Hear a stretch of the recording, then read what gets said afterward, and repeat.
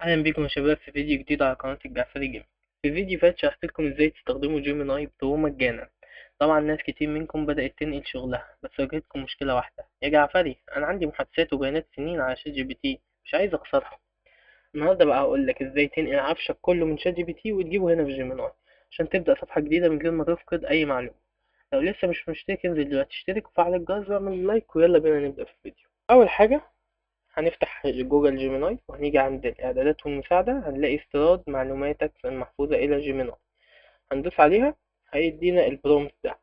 هناخد البرومت ده ونروح على شات جي بي تي ونحطه لصق وندوس انتر ونستناه يحمل.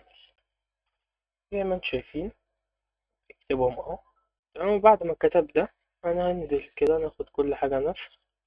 تمام، وهنيجي ننقلها هنا. طبعا بقى لو عايز تنقل الشتات نفسها، تمام، بتيجي هنا اهو. تمام، وتخش على السيتنج وتخش على داتا كنترول وتدوس اكسبورت داتا. في خلال يوم بيبعتولك الشتات كلها على الايميل. تمام، لكن انا مش عايز اعمل كده دلوقتي. المهم ان احنا اهو لما بيبعتلك الملف على الايميل بتاع الشتات، تيجي هنا اهو تدوس اضافة وتحط الملف، بتدوس حفظ المعلومة وهو بيبعته في الشات كده اهو.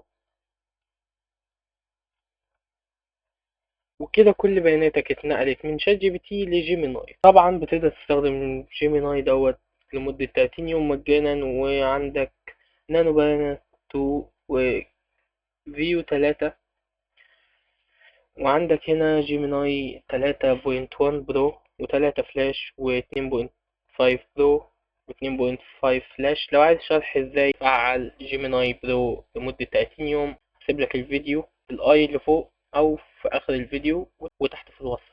وبس كده، لو عجبك الفيديو متنساش تعمل لايك وشير وكومنت، سبسكرايب للقناة وتفعل زر الجرس عشان توصلك كل جديد. ومع السلامة.